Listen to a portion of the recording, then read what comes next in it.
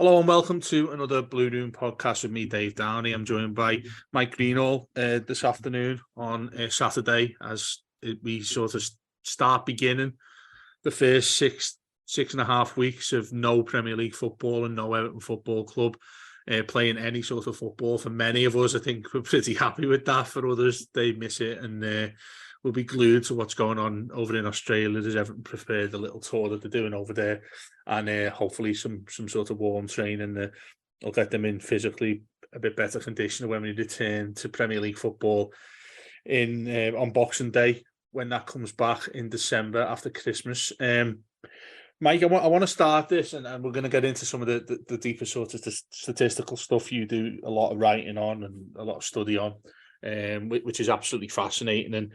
And for others as well, we'll put it more into layman terms of sort of what you've done, how it compares to different things that we've looked at since Frank Lampard's been in. But overall, I want to start by asking you, and you've just told me before we've started, we're exactly 38 games in, 38 Premier League games in, with Frank Lampard in charge as Everton manager. I said initially that it's a bit Jekyll and Hyde from what we've seen from him so far in particular. I think the main thing that is sort of clouded by a lot is that it's not a decent side by any means that he took over from what happened with Benitez, and nor is it now at the stage where we've signed quite a few players, spent quite a bit of money, let a couple of players go, and it still doesn't feel like it's anywhere near what is essentially needed for Everton to be a comfortable Premier League club. In your opinion, what we've seen from Lampard, both since he came in to up towards what happens with Palace, keeping us in the Premier League, and now, how have you felt about him? And that term "work in progress" is used quite often with younger managers when they come into Premier League football. What's your initial feeling about all that with him and what he's done with us so far? I think just before, because you mentioned that, I think it's 38 games in all competitions. All competitions, not just Premier League. Yeah. Because I'm sure someone would have ended up pointing that out. That's all the messages about, mate. That's all we've got messages about, rather than listening to anything else we spoke about. It's interesting, actually. I think it's a good time to have this conversation because at the start of the season, obviously, it's a bit of a unique season in terms of the campaign is more or less, well, it is cut in half, really. I know we've only played 15 games, but at the start of the season, I think I came into it thinking that after this, the end of the first stint, I suppose, I thought it would be a really, really good time to kind of judge Lampard, and it almost had the perspective that he's got 15 games as opposed to really put an imprint on this team, because I think it's fair to say when he joined in February, I think he had a bit of a shock in terms of what he was walking into. You know, I think you can I think you can probably perfectly put it really in that you think of the first two home games against Brentford and Leeds, I think it was, and the style of play, I suppose, that kind of came across in those games. You know, like imagine, I remember the Leeds game, especially in the first half, the intensity, the high pressing, it was really aggressive. And I think that was more or less what I expected from a Lampard team when you compared it to what his Derby County and what his Chelsea team was. That's exactly what you kind of came to expect. And I think he tried to then implement that away from home. And I think there was the Tottenham game in particular, I think might have only been a month or so into the job when that game, and we got absolutely slaughtered, really, especially in transition. And I think he can't. That was a bit of a reality check for Lampard and his staff in terms of where the team was at, and that for us to survive, we weren't going to be able to survive playing the way that he wanted to, and to be open, really, and to be expansive. I mean, I don't think any manager goes in with an approach in that he wants the team to be open, but I think it was just an indirect consequence of how Lampard sets up his teams. So I was kind of, and I think it was normal to have that approach in the last couple of months of the season, that it was a safety first approach, and the handbrake was definitely on after that Tottenham game, for better or for worse. You know, I think in the games at home against the bigger sides, against Manchester United and against Chelsea, those type of games, or even Manchester City, I thought we performed relatively well. We were obviously unlucky that day in terms of some of the decisions, and even the goal was a bit of a fluke. That approach suited us, where we didn't have to have the ball. We could just, everyone had their own job, and it was very simplistic, really. And that benefit us in those games. Whereas, I can particularly remember the game at home against Wolves, where you can't really play with a handbrake on and expect to have, so much joy and be able to frustrate the opposition when the opposition are coming there to frustrate you, if you get me. Yeah. But it was enough to get us over the line. And I think over pre-season and then into the first 15, 16 games of this season, I expected more. I expected a bit of development, and I think we've kind of surprisingly seen more of the same, other than the odd couple of occasions. And even then, you're talking, probably the most obvious one is Crystal Palace, and then the second half against Liverpool. I thought we played really well in that stage as well. But really, in terms of the development from a performance side and the progression from that safety first, handbrake on approach from the second half of last season under Lampard, I don't really see a big development in that, and I think that's been a bit of a disappointment. You mentioned then about, there's definitely, there's more or less, apart from Pickford, a new spine of the team, really, isn't there? And I think from that point of view, you can't, enough signings have been made for me to say that I expected a little bit more from the first opening 15 games. Well, I think that's spot on there in the analysis you just gave there in the first sort of we're approaching a month with them, aren't we? In the last sort of 10 months.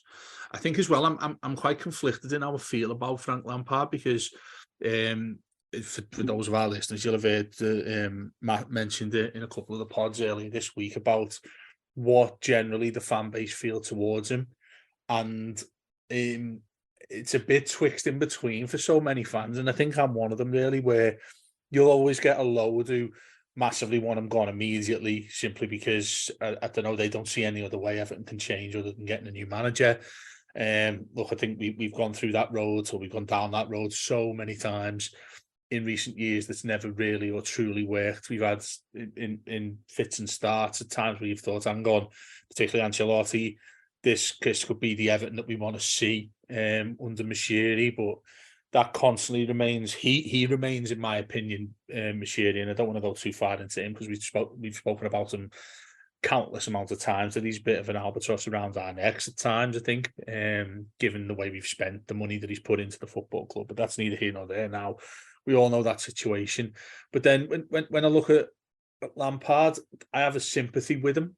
When he initially took over, I thought it was a brave choice from him to take at a club that he's never been related to. In fact, he was often a curse against us, wasn't he? When he was a player, he always used to seem to score against us. You think about the FA Cup final in 2009, when he scores that strike to Tim Howard. I think I'll go to my grave fearing that goal, and it happens when he should have kept it out, and he just sort of passed it into the net in the end.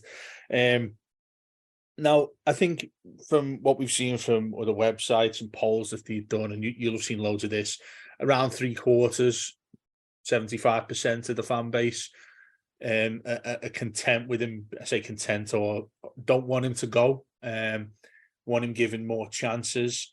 And then there's around 25% of the fan base that want him gone and want to change of manager. Now, I'm not by any means going towards wanting him to go for numerous reasons that I don't think are his fault. Having said that, what you've just mentioned perfectly then in that initial analysis of what he's been like since we've had him, there is so much naivety that I don't really understand too much. And look, I know he's still a relatively new manager in the game, and I look at the staff that he's got. He's brought in Ashley Cole, of course, and he's had Paul Clement alongside him since he came in, and that to me is a bit of an anomaly as well, because he's such a well-trained and educated coach. For some of the things that we've seen on the pitch that we haven't done, and some of the amateur-like performances, it doesn't stack up well to me in terms of what effect is he actually having, as well as Frank Lampard in there. What are they actually doing on the pitch? Which sort of makes me move things over to what the work you've done on the website that you work for. And, you've compared last season to this season in particular that struck my mind immediately when I looked at it. And the initial question I wanted to refer to was, you look defensively. It's the one thing that you can probably not criticise him for since we brought in Tarkowski and Cody. Now, that to me is, that's fine. You isolate that on its own. I think that's a really good piece of recruitment that we've done. And defensively, we've largely looked quite sound. There was a stage this season, not so far ago, when we were the best defensively in terms of goals conceded. Now, that's all well and good. The sort of thing that I wanted to start talking to you about in that regard and what you've done is, does that necessarily have to impact what we're like as an attacking side? Now, you think about a Wolby, who he's a constant shade, it's a constant bit of light that we've got to mention all the time with us, isn't he? He's the most consistent player that we've got, really, which it's remarkable how he's changed his career at Everton since he came to us from Arsenal. It looked like we wanted to get rid of him almost immediately. Now we're in that position where I feel, when I watch us in an attacking sense, that he's been hampered by the system in which Lampard wants us to play.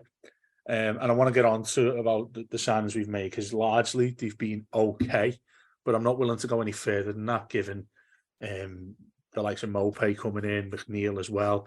And we'll get into more detail with that in a sec. But the point I wanted to make in general, in my opinion, our attacking outlet didn't need to be as impact driven by the fact we've signed a decent defence, and that's where the focus needs to remain on here, that we don't concede many goals. So that means we can't score many goals, if you get what I mean, in simple terms. Yeah, I do agree. Yeah, I think before just getting on to, suppose what you're getting at is that the balance really between correct, yeah. And I suppose you'd speak to anyone in the game or anyone who's a manager, they'll say the hardest thing, especially when coming into a struggling club like Everton, is you think when most firefighters, I suppose, come in, they all mention the need for defensive solidity first, and then after that it's about progressing and finding that balance between trying to strengthen the attack at the same time whilst keeping the supposed strength and defence. I think first of all, I feel quite vindicated with what's happened with Lampard since he's appointed. Like I'm fine to say I don't particularly rate him as a coach. I thought he was incredibly lucky to get the job at Everton. But just to clarify, Mike, before you carry on there, would you say you're in that minority that would I wouldn't say happily, no one wants to see a manager sacked for whatever reason, but would you say you would see change at Everton because you think that's ultimately going to be needed at some point in the near future? Yeah, I think I completely understand the calls for him to stay. I for one couldn't absolutely not be bothered with another disastrous. Yeah, it's pure sentiment as well that comes to me. I mean, I think we're a club that is, I've mentioned it for years, that a club that is ridden with sentimentality, and I think that's what comes in it. Even at young managers, even him coming in, or the managers coming in, it seems to be that's the first go-to thing for many fans to start associating with Everton. That we'll eventually come good because we're a massive club and all that sort of thing. I have no time for that personally. Well, the sentiment in particular is something I want to get onto, and when you just mentioned what camp I would be in, I get why people would want him to stay, and I completely understand that you want to give him an opportunity to bring in attackers in January, and the hope that will push the club forward with him at the helm. And like I said, do I really want to see us go through interviewing managers on Sky Sports News again? Not particularly. But if it was up to me, I would have made the decision after the last weekend to sack him, and thought, you've had, like I said to you at the start, I came in with the mindset at the start of the season that he's almost got, and I know we were a bit lacking in terms of attacking areas, in terms of recruitment in the summer, but you've got, 15, 16 games up until the World Cup to prove that you've got enough to take on and push us forward after the back end of last season. And I, put on it brutally, I don't think he's done enough to say that he has. But in terms of the sentiment part, and this is why I kind of feel a bit vindicated, is that when Benitez left, I thought it was very easy for Everton to get the next appointment right. in terms of, and it goes back really to Marco Silva a little bit as well. And that obviously, people were, over the moon for when Benitez was sacked. He was, a virus really in the football club in terms of, you only really got to have a look at the mood around supporters, never mind the fact that, people seem to be losing the job within the club left, right and centre. Yeah. But I think one of the things Benitez didn't do, and I'll go back to Marco Silva again now, is that there was no connection with the fans. There was absolutely no acknowledgement and no attempt to. And I kind of blame the football club, especially for the Marco Silva.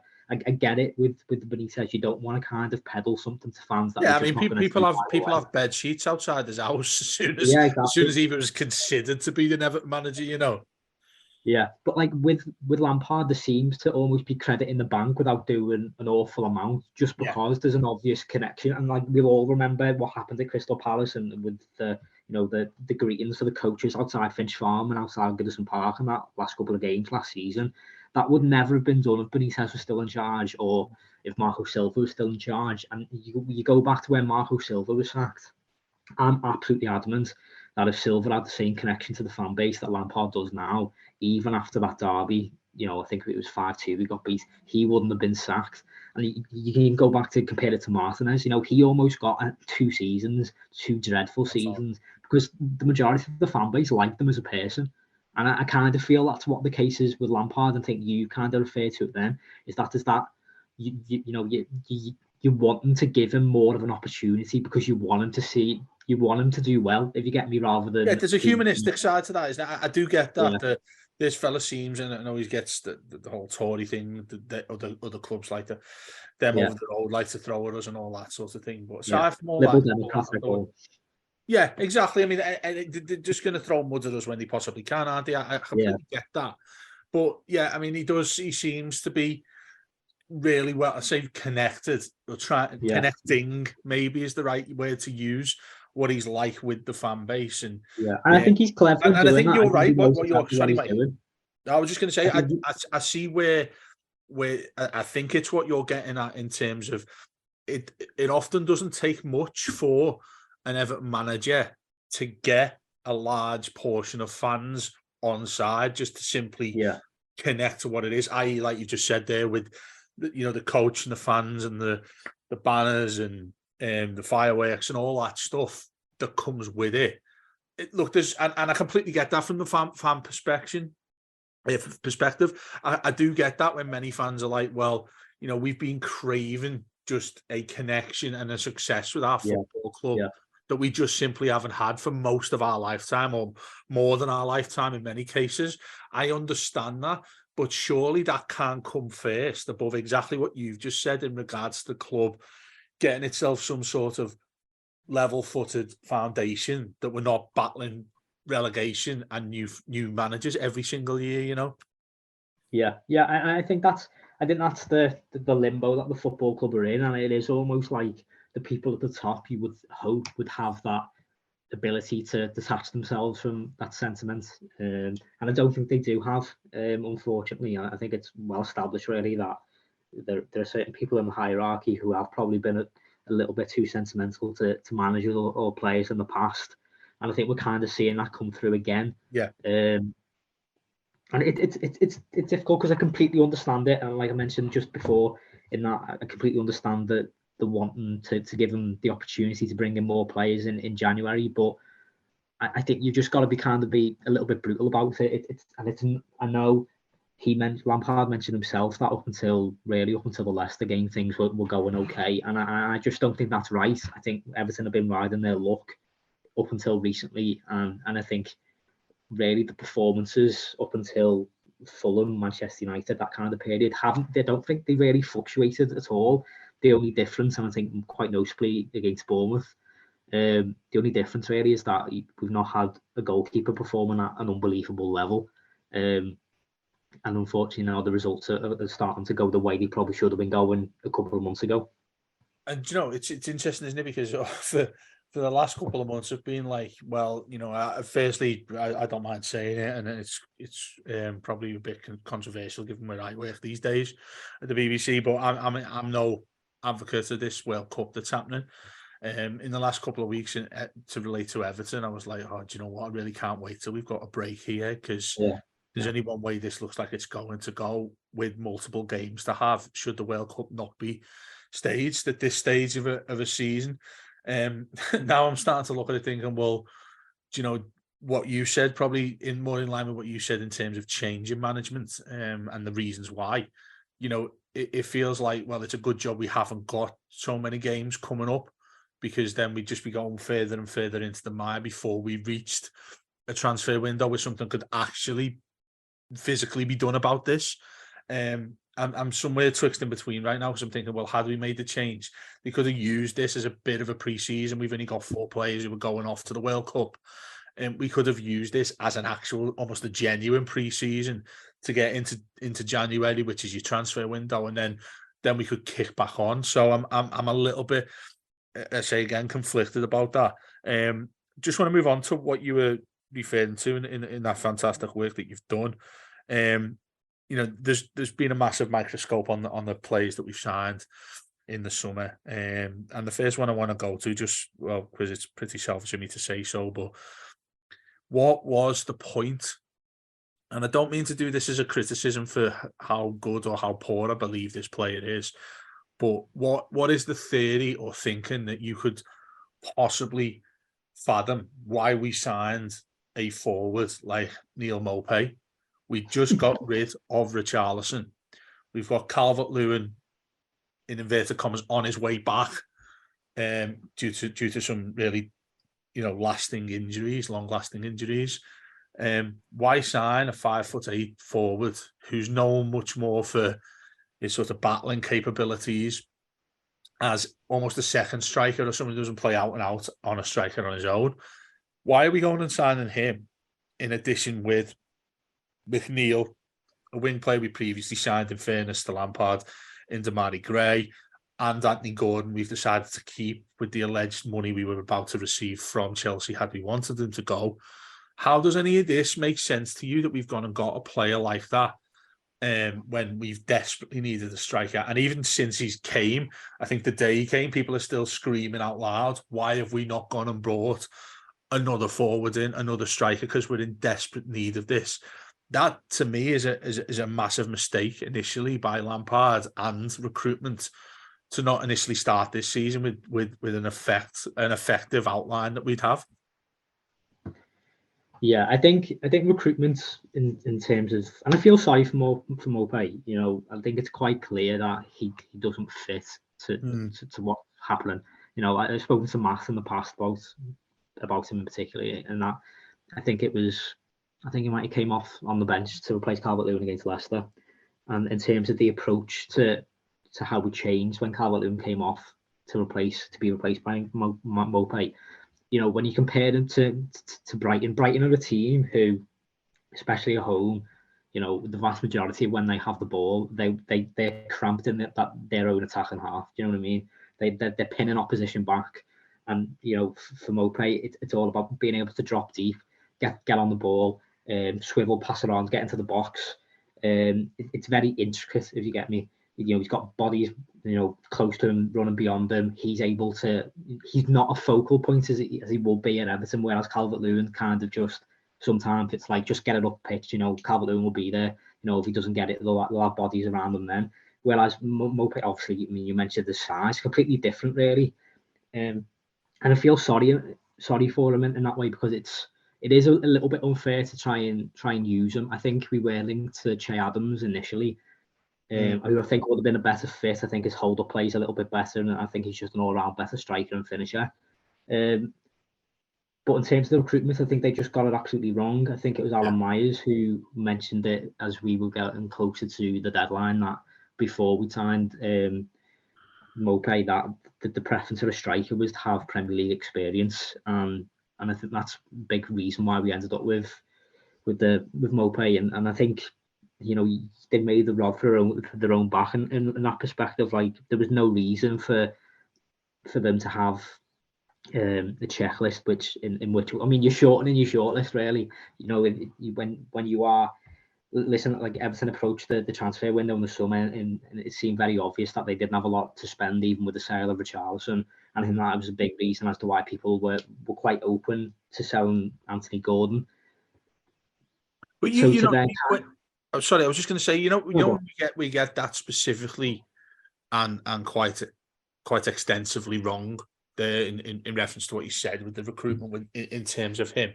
Does that not become like a domino effect in regards to the stats that you've written up in the pieces that you've done that have a profound effect or a negative effect, that is, on the midfield and the wingers that we've got in there, who simply, to me, again, in that layman terms, we've got wingers here we want to cross the ball in.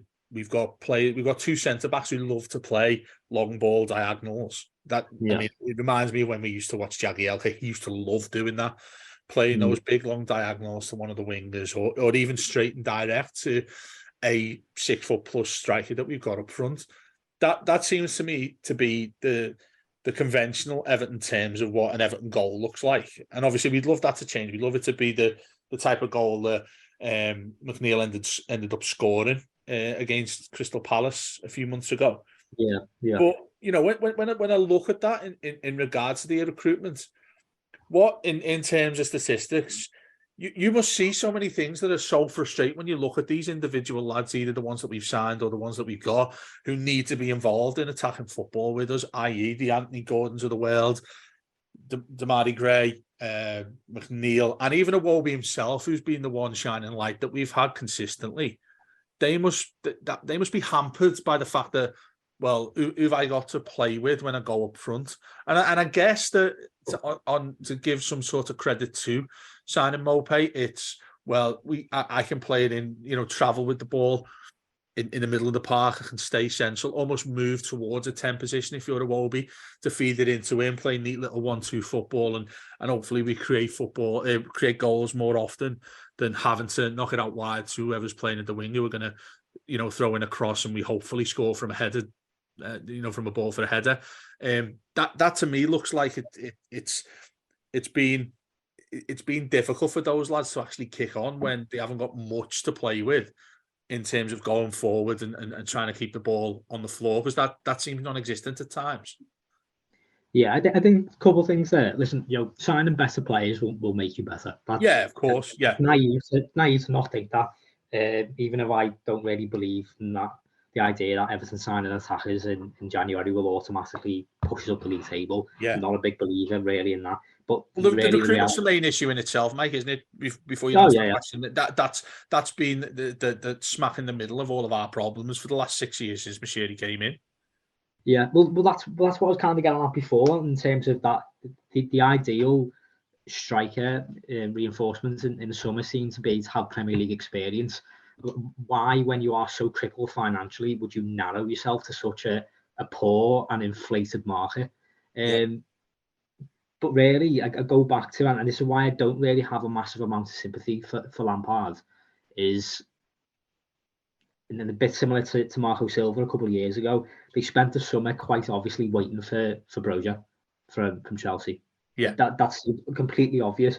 And if I look at the current team now, if I put Broja up front instead of Maupay, do I really think he makes a massive amount of difference? He might make a difference, maybe add a couple of more points onto the board, and Everton are 14th instead of 17th. But I think the core problems are still there, and I think this would probably be a good time to go back to the data that you kind of mentioned in terms of what I've looked at the beginning of this week after the break has started, and that in terms of a bit more of the in-depth numbers and not just looking at shots and crosses and opportunities really. If you look at how often Everton are just touching the ball in dangerous areas, Everton are bottom third for attacking third touches, and penalty box touches. The non-penalty XG is again bottom third, relegation form. To me, this is why I kind of feel a bit sorry for McNeil and for Gordon as well. A little bit for Gray, but I think even in Manchester City, I think Gray would be as wasteful as he is now. Yeah. it's difficult to be so to berate them so much when it's quite obvious that they're not getting the ball as much as they should or on a consistent level. Yeah, the quality is lacking, but for me, I don't think they're ever going to be major goal scorers or their output is going to be outstanding. But if I was a coach in that situation, you've got to approach it in a way that I need to get the best out of these players. And it's a fact that these aren't going to get good numbers or create a massive amount of opportunities if they're spending the vast majority of the game in the opposition half, and that the opportunities to be in the attacking third where they could create chances, and even then it's 50-50 whether they're going to be able to create something anyway, whether it's a sparse amount of time that they're in dangerous areas, and that's on Lampard and the system that they play in, and it's on the midfield in terms of how they get the ball, how often they get the ball into those dangerous areas. So, and this is why I kind of disagree with the idea, unless, and I said this on the podcast before with Matt, unless Everton have the resources in January to sign 2 world-class players, and this is why I would have let Lampard go, unless Everton can bring in world-class players in January to completely transform the team, then those problems for me are still going to persist because they've been obvious since Lampard came in, and the problems are still the same type of problems that were there at Chelsea when he was there and were there when they were at Derby. Lampard struggles to be able to build anything meaningful in possession. If and I think we even against Boreham Wood, we're talking about a non-league side last season. Everton, that was a game where Everton are camped in the attacking third, and we were struggling to break through a non-league team. To me, that says, all right, the issue is more than player quality, because if you are still blaming the quality of the attacking players against non-league teams, then I think you're being a little bit naive. Yeah, I mean, I think it was really fair what you said in terms of mitigating circumstances with some of these lads that we've signed, and Andy Gordon on that wing side. Excuse me, of things that just haven't bared fruit of who we've actually brought in. The next bit I want to get to in the chat we're having is about the midfield area, because I think that's probably where I mean, there's so many different ways you can look at it. There's all sorts of fires that need putting out, which we've mentioned quite a lot of them so far in this pod. But the next part I want to look at a little bit more extensively is the midfield area, because there's so many games I've looked at this season where things just don't look like it's going to change. It just doesn't look like we're able to do things, despite the fact how excited. And again, fans are going to get excited when you spend 25 to 30 million quid on a midfielder play that like Onana, who we ended up getting, like the pure sentiment of getting somebody like a Gay back in. There's a bit of a common theme in what we've had in how we've discussed this breakdown of what's going on with the club at the moment, and that is, there was a bit of euphoria when we brought in Onana, simply the price we paid for him and how he appeared to look in his first few games. He looks to have every attribute you could want in a young midfield player in his early 20s trying to kick on. He's an international footballer. There's a long list of things that he can put attribute to since he joined Everton. What are your feelings towards, not him per se, because I think it'd be quite unfair to simply say things have gotten difficult because of the way in which he's played, the way in which he's been operated on and placed upon by Lampard and the coaching staff. Of somehow, to me, it's looked at times like that's been more to his detriment than it has been to the positivity that we'd like to see from him. But when he came in, obviously, there was a lot of excitement regarding him. In regards to a single player in recruitment circumstances, were you content with what you saw so initially from him? We'll get on to why things have struggled in the midfield now in a second, but as a sign, I mean, I genuinely was quite excited when I saw him play. Yeah, I think you mentioned there in terms of some of the specific attributes. I think it's not a signing I expected Everton to be able to make in the summer. More or less £30 million there or thereabouts, wasn't it? And I think, yeah, you're right. When he first came in, I think he looked really promising, and I think that's in the long term anyway. The type of midfielder that we'll see. You've kind of hinted there at that. maybe his misuse over the last couple of weeks probably hasn't helped them. But I do think we also need to be a little bit patient as well. I was just having a look before we came on, because you mentioned that you wanted to speak about the midfield in particular, and Onana's already started 12 league games this season, which doesn't seem a lot, but this is his third year, I suppose you could say, at competitive first team level. And this one's in a really struggling side as well, lest we forget. Yeah. Yeah, but in terms of the last couple of years, he played in Belgium, I think it was, or no, Germany, sorry, and then France last year. And in those seasons, he started 11 and 14 games, and this year he's already started 12. Yeah. We're in November. So it's interesting that Lampard's, obviously, I doubt, I have a feeling that it was a Kevin Thelwell signing rather than a Lampard signing, more so because of how he's been used. I don't think it was someone Lampard's kind of, singled out straight away and saying this is the type of midfielder that Everton need, because I just don't think the way in which he's been used is kind of aligned to that idea. So it's interesting then that, having only started 25 games in the 2 previous years in leagues that aren't as, competitive or as physically imposing, you could say, compared to the Premier League, it's interesting that Lampard's thought that he could be thrown into the deep end straight away, in terms of being able to be such a focal point, such a key point to this midfield already. I do think it's probably because Lampard I don't think he rates Doucouré at all. We've already seen what happened to Alan as well. He kind of disappeared at the end of last season and obviously left at the end of the transfer window, and Tom Davies is just there, I suppose.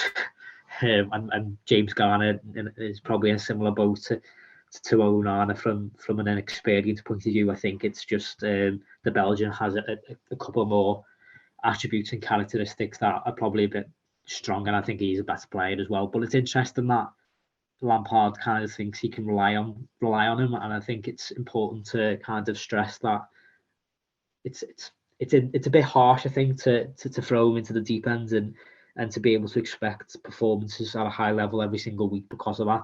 I think Frank also hinted after the Leicester game that he's been carrying a few knocks.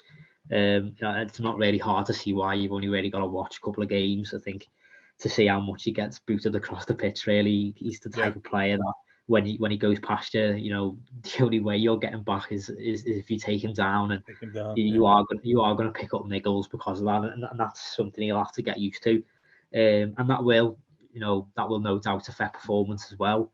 You mentioned really already that I think that the breaks come at a good time for Everton, but I think it's come at a good time for him as well, because I don't think he'll play a particular massive amount in the World Cup for Belgium. So it'll be nice for him to have a good rest, being training with some high quality players, and hopefully he can come back for the second half of the season, but still reaffirming that point that he's not a player who we should be expecting to be playing 38 league games this year.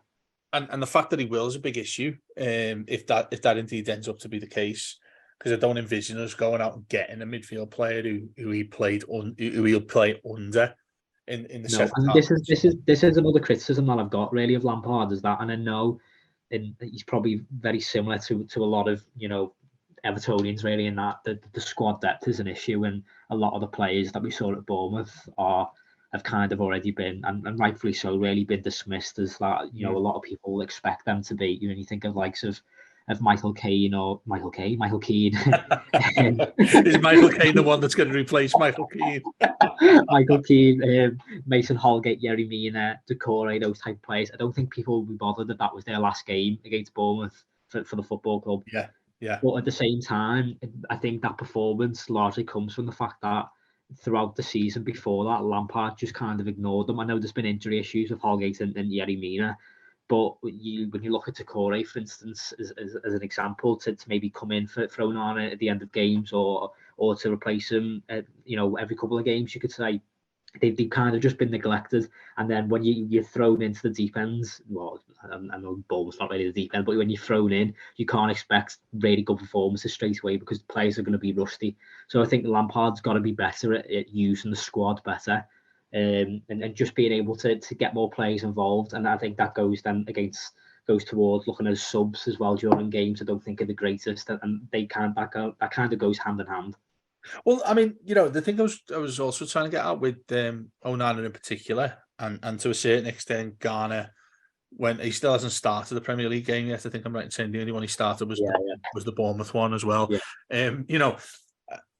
I think you'd be forgiven for many people thinking that, well, why didn't we do similar with Onana and just simply put the emphasis on him rather than the pair of them? I'm not going to say like share it and split the amount of games they're going to play. You mentioned they're 14 from Onana, maybe split and do 7 and 7. You can't be that precise in regards to football and needing certain orders for course depends on who the opposition are. But you mentioned Tom Davis there, who appears to be frozen out. Piece I read on your website there was about that, sometimes he would be the perfect player to have in certain situations, and I think that's happened several times so far this season. Yet we've yet to see him, or seldom seen him. With Onana though, having a player that comes in relatively inexperienced, yes, certainly across Europe, but in regards to the Premier League itself, the things you mentioned about him, physical battles and things that he will not have been used to yet, where he's previously started his career and then ended up in the Premier League with that huge price tag. I think there's a burden on him as well, that's quite unfair. And I do have sympathy with him when you don't see him play so well. So there are, particularly in the last, say, half a dozen games, given how poor our results have been too, where a lot of people have said, wow, why have we paid this much money for this lad? When I think that is far too simplistic compared to what we just discussed there about him and how he ended up coming into the club. And you mentioned it. I don't think it was necessarily. I think we probably safely say that he wasn't Frank Lampard's choice. It would have been Thelwell who did the same.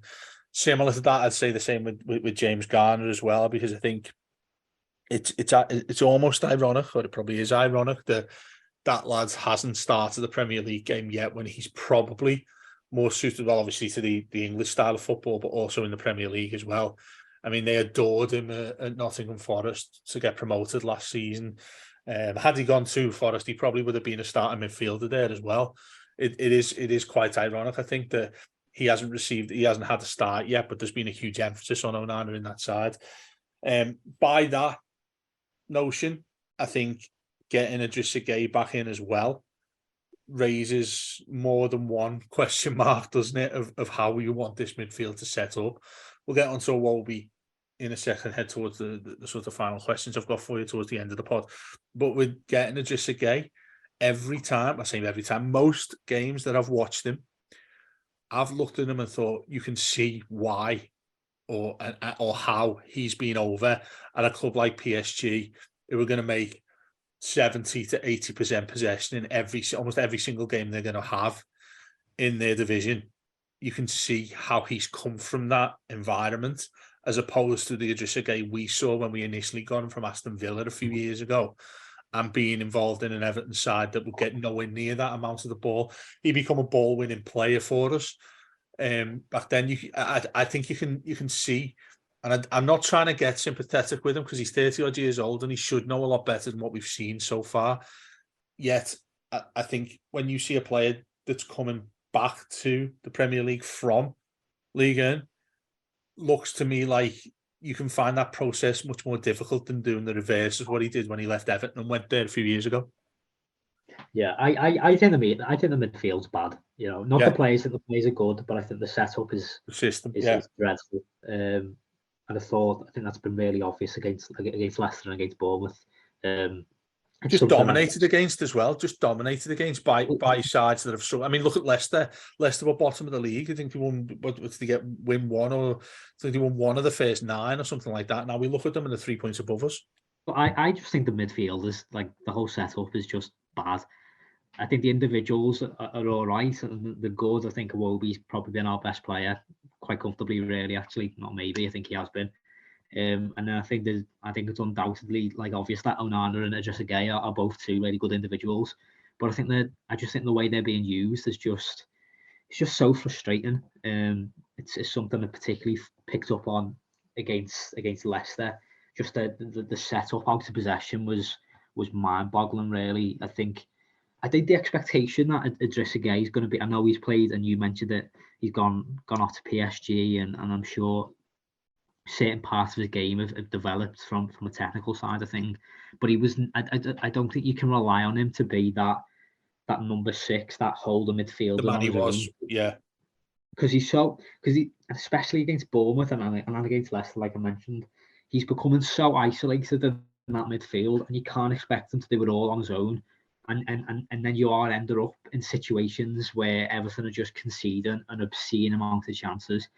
And that's been the case really all season. And we're now at a point where the goals we're conceding is now we're at a point where those chances that we're conceding are turning into goals. And I think a lot of it is deriving from the way the midfield is being used. I think everyone will latch on to the setup that we saw against Crystal Palace. I thought it was just so much more balanced. I think the balance is something we've spoken about already in this podcast. And I think that's something the midfield is absolutely not at the moment. It was something that, and I think this is another thing where I kind of don't really see big changes after Christmas. The way I described the midfield is you'd have that, Idrissa Gueye like on his own in the midfield in the centre, and then you've got Iwobi and Onana who are pushed really high and wide to support the wingers. I think you'd assume is the idea, and that's something that was the case at Derby in particular, and then again at Chelsea. And the same issues were prevalent then, in terms of conceding big chances.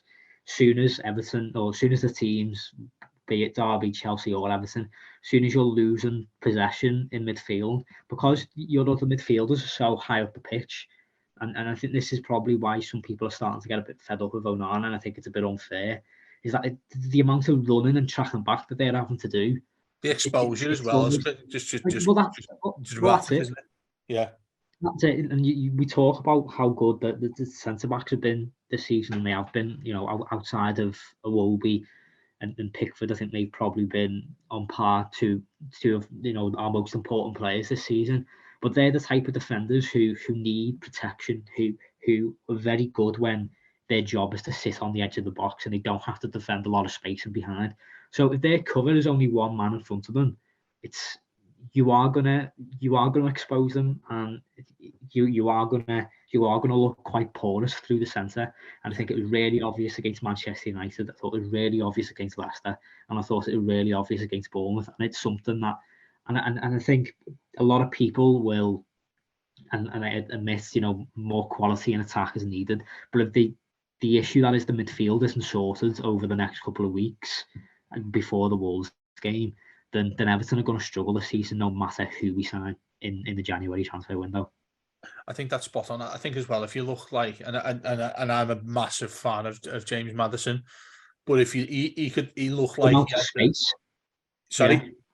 The amount of space that they had was. Yeah, exactly. That's what I mean. It's sort of like he could have ran around Stanley Park and back and still had the ball. At times against us, I thought he was as good as he is. I think he's a top class player, and I think I think Leicester have done well to keep a hold of him, and they will do well to keep a hold of him anyway. Because I think he's a world class talent, that lad, and I really like the way he plays. I love the style in which he plays. But we basically just give him a free reign of whatever he wanted to do in the midfield area, and it was impossible for us to stop him when, and in sort of heading towards the end of the pod.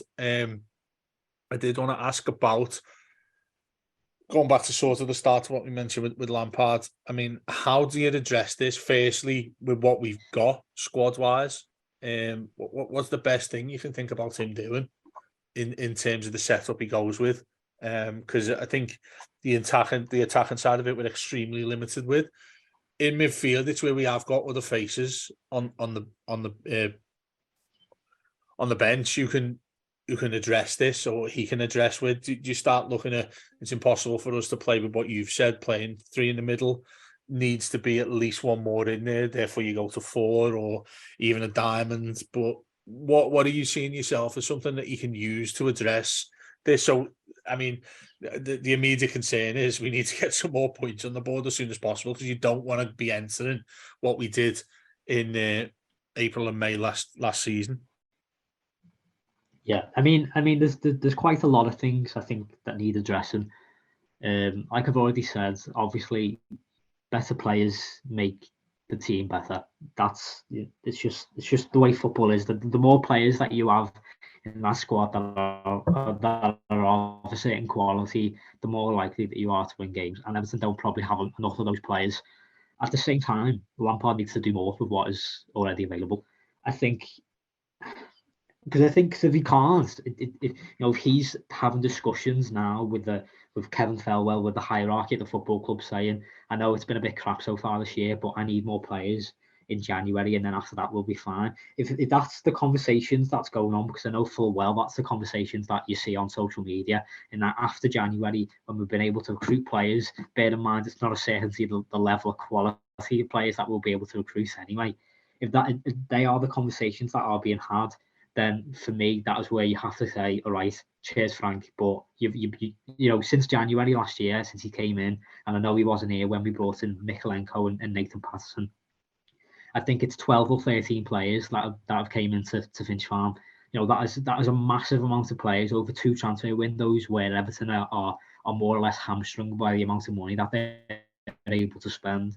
So for the manager, and I know the quality is a bit lacking in attacking areas, to then be like, all right, and I know obviously I'm making up a fake conversation here, but for him to almost be on the other side, because I know this is where fans are at, that we can't really expect to win more games than where we are now until we get more players and better players, then he's not the manager for Everton. And this is why I wasn't particularly keen with him when he first came in, because Everton are at a point now where they had a big pot of money to be able to spend, and they've wasted it all. And now we're back at square one in terms of, I'm not saying it or advocating that we need David Moyes, but we need that type of manager who you can guarantee is going to almost be able to get blood out of the stone, if you get me, who's going to be able to make more. Is that even possible these days, though, Mike? Is that possible? Because I was thinking the same thing when I started seeing the West Ham were possibly looking to get rid of Moyes. And you know what? It's that thing that I've had that issue I've had in my head more than 100 times. I think in the last few years when we've struggled with managers, could it be time to look back to Moyes and whatnot? And you've got his advocates. I think you've got people who are far too critical of what he was like when he was our manager. The other thing as well that makes it such a difficult thing to discuss and sort of put in your mind, I think personally, is the fact that football's so much different these days than what it was when he was with us. Can he go back to the well and get something like he did in terms of, like you say, blood from a stone, spending a minimal amount of money to get the best out of the type of players that you can bring in, like i.e. Tim Cahill or Joleon Lescott? I don't think that's what you can do these days in the Premier League. I think if you're smart enough, you can. However, I don't think you can be as tight, I suppose, and still expect to. Like I grew up. My first season watching Everton was 2006. So I was literally up until Martin, after Martin has a second season. My life watching Everton was watching us qualify and challenge for the European places every single year. I don't think you'd be able to do that with the same methodology that was had under David Moyes, in the 2000s or late 2000s, early 2010s. But I do think that, and I think you could actually guarantee that if Moyes, the person can remember before between Moyes and Ancelotti, you're always going to pick the man who's won three or four Champions Leagues. However, I think you can guarantee that if Moyes had came in, that Everton wouldn't be in the situation that they're in right now. And I know West Ham aren't having a brilliant season at the moment, but if you think about when he took over West Ham and where they were at the same sort of period, and where they're at now, I think they've had 2 seasons back to back in Europe. We can only dream of that at the moment. And like I said, I'm not advocating for Moyes to come back, but I think that's the type of approach that Everton need.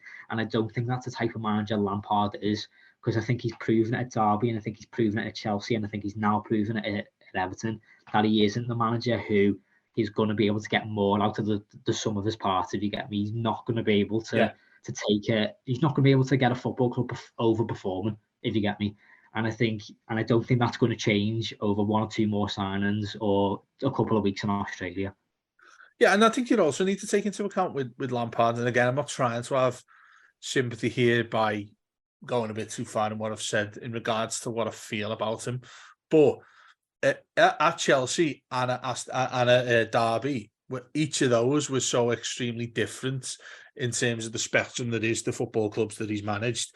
Each one of those was extremely different, and then there's another turn of when you've come to establish what Everton is. But when you get the point of upcoming towards a year of being in charge and nothing's changed in normal circumstances, I think that's when fans in general do get cold feet of things not turning around. And look, I get that there'll be people listening to this who think, hang on, how can you possibly think of sacking another manager when they haven't even been here for a year yet? But the reality of the matter is that we are facing another relegation fight in the face, and progress simply hasn't been seen or it seldom has been seen in so much of this squad that we've seen, and yet again spent a lot of money with.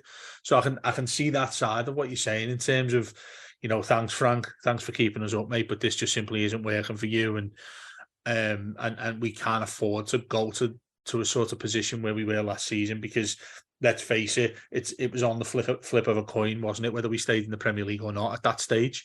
Doing it again, mate, simply as fans, I don't think we can all take it anymore, can we? That sort of thing happening again. So I do completely take your point there. But yeah, we've come towards the end of this. It's been a fascinating chat, and like I said, the work that you've done, give it a bit of a plug of where you do it, mate, because it's a fascinating read, and genuinely, I think a lot of Blues are going to want to see it. What is it you're doing, and where is it you're doing it? So it's a Toffee Analysis is the website. I mean, I don't really like to plug my work like this. You kind of throw. Oh no, that's why I'm making things awkward for you, mate, because I don't want to plug it myself. So yeah, I mean, just have a search at Toffee Analysis. I think there's loads of stuff, loads of different writers who maybe approach things from a different perspective and compared to the usual journalistic perspective. So I think a lot of the stuff on there is quite good, not just mine, but obviously what I do is all right, I suppose. And you're far too modest, mate. You're far too modest. But also, we've had a good chat, haven't we, this week, and you're going to do a little bit more for us as well, both on pods and on the written stuff if you get a chance to do, because I know you're a busy man. So we're dead excited about that, mate. And I suppose just to leave you with one question then. If Frank Lampard is still Everton's manager this time of the year, are we still in the Premier League? Oof. I'd say yes.